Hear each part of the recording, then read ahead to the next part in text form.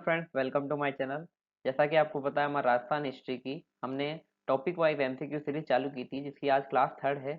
अगर आपने first class नहीं देखी, जिसमें हमने कालीबंगा सभ्यता कवर की थी, सेकंड क्लास में हमने आड़ सभ्यता कवर की थी, थर्ड क्लास आज है जिसके हम बेराट सभ्यता कवर करेंगे। अगर आप राजस्थान की किसी भी एग्जाम की तैयारी कर रहे हैं, चाहे आरएस हो, पटवारी हो, वीडियो हो, पशु परिचर हो, पीटीईटी, बीएसटीसी या फिर first grade, second grade, level 1, level 2, कोई भी एग्जाम हो, ये सबके लिए इंपॉर्टेंट है। इसमें previous year question topic wise हम कवर कर रहे हैं। तो ये आगे क्लास चलते हैं। आज की क्लास को बिना टाइम वेस्ट करते हुए चालू करते हैं। आज की क्लास का पहला क्वेश्चन है, बीजक की पहाड़ी कौन सी सभ्यता से संबंधित है? बीजक की पहाड़ी कौन सी सभ्यता से संबंधित है? इसका सही आंसर बेराट होगा, आहड़ होगा, कालीबंगा होगा, बालाथल होगा। क्या होगा? तो इसका सही आंसर होगा बेराट सभ्यता। बेराट सभ्यता के अंदर बीजक की पहाड़ी स्थित है। बेराट के पास भीमजी की डूंगरी के तल पर दो शिलालेख, बेराट शिलालेख और लघु शिलालेख की खोज की गई है। ये शिलालेख किससे संबंधित है? अशोक वंश से, चालुक्य से, राठौड़ से या मुगल से? तो इसका सही आंसर होगा, ये दोनों शिलालेख अशोक जो साम्राज्य था उससे संबंधित है।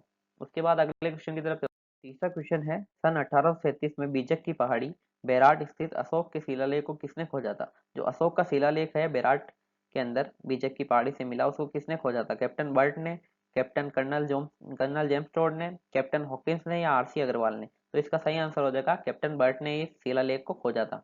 उसके बाद अगले क्वेश्चन की तरफ चलते हैं। राजस्थान में बौद्ध संस्कृति के अवशेष कहाँ मिलते हैं? तो ये बौद्ध संस्कृति के अवशेष में आपको इस क्वेश्चन से आपको एक ट्रिक बताना चाहूंगा।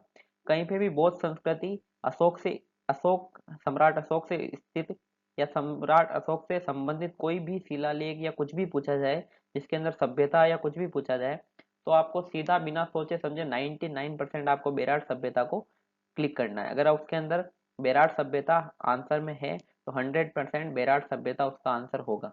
ये एक ट्रिक है और ये 100% है, क्योंकि सारी जितनी अशोक से संबंधित या बौद्ध धर्म से संबंधित चीजें मिली है वो बेराट सभ्यता में ही मिली है। ठीक है, तो इसका सही आंसर हो जाएगा बेराट सभ्यता। अगला क्वेश्चन, महाभारत के अनुसार किस महाजनपद में पांडवों ने अज्ञातवास के समय जीवन व्यापन किया था? तो इसका सही आंसर हो जाएगा मत्स्य जनपद। अगला क्वेश्चन है छठा, हिंदू पौराणिक कथाओं के अनुसार राजस्थान का कौन सा शहर महाकाव्य महाभारत से संबंधित है और सरिस्का टाइगर रिजर्व के निकट है? तो इसका सही आंसर क्या होगा? विराटनगर, चूरू, बूंदी, दौसा। तो इसका सही आंसर होगा विराटनगर। इसी को ही विराट सभ्यता कहते हैं। महाभारत काल के अवशेष कहाँ से मिलते हैं? नलियासर से, रन्ना से, अलवर के निकट बेराट व भरतपुर के निकट नौ से, माउंट आबू से। तो कहाँ से मिलते हैं? ये है अलवर के निकट बेराट व भरतपुर के निकट नौ से। बेराट स्थित पहाड़ी जहाँ बौद्ध विहार के अवशेष मिले हैं उसे जाना जाता है बुद्धा पहाड़ी, अशोक पहाड़ी, बीजक पहाड़ी या विराट पहाड़ी? तो इसका सही आंसर होगा बीजक पहाड़ी। नवा क्वेश्चन है, 300 ईसा पूर्व से 300 ईस्वी तक के काल में राजस्थान में गोल चैत्यगृह कहाँ मिला है? तो इसका सही आंसर हो जाएगा बेराट के अंदर ये मिला है, मंदिर टाइप का अवशेष मिला है। किस पूरा स्थल पर चित्रित शिलालेख प्राप्त हुए हैं? तो आपको पता होगा चित्रित शिलालेख कहाँ प्राप्त हुए हैं? बेराट के अंदर चित्रित शिलालेख प्राप्त हुए हैं। बाकी सभ्यता में कोई चित्रित शिलालेख नहीं मिला है। बेराट प्राचीन काल में राजधानी थी। बेराट जो नगर था, विराट नगर जिसे कहते हैं, वो कौन से जनपद की राजधानी थी? चेदी राज्य की, चोल राज्य की, अर्जुन नायन की या मत्स्य राज्य की? तो इसका सही आंसर हो जाएगा मत्स्य राज्य की राजधानी थी ये।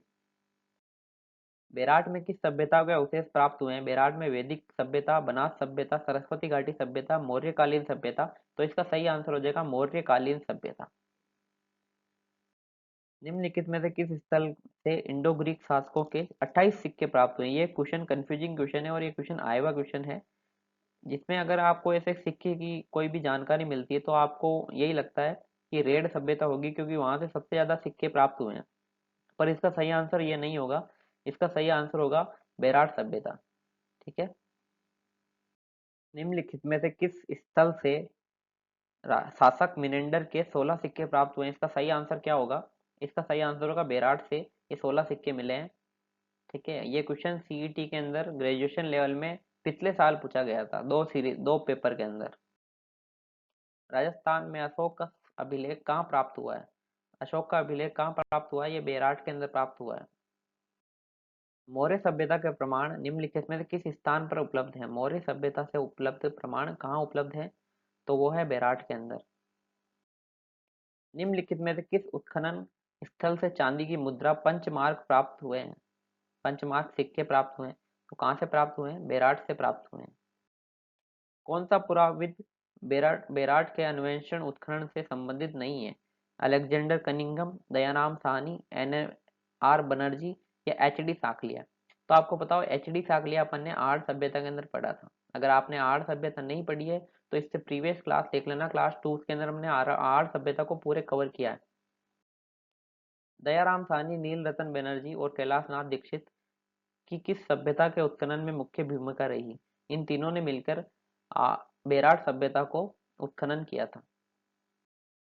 विजक की पहाड़ी मौर्यकालीन स्तूप चैत्य का एक खंडर है जिसका निर्माण बारी बारी से लकड़ी के 26 स्तंभों तथा ईंट के चूने के पत्थर से प्लास्टर किए हुए पैनलों से हुआ है। कहाँ स्थित है?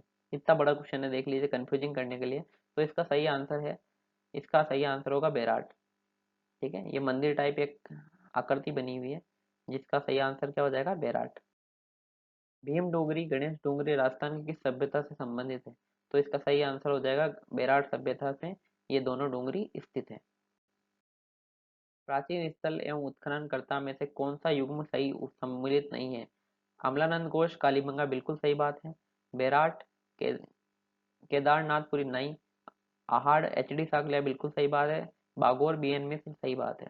तो बेराट के अंदर किसने किया था? ये केदारनाथपुरी नहीं थे। ठीक है, ये गलत सुमिलित है। विराटनगर के प्रथम उत्खननकर्ता किसके नेतृत्व में फर्स्ट बार उत्खनन हुआ था? तो वो कौन था? Dayaram Sahni, doctor N R Banerjee, D R Bhandarkar या आर सी अग्रवाल? तो सही आंसर होगा दयाराम साहनी। तो आज के लिए इतना ही।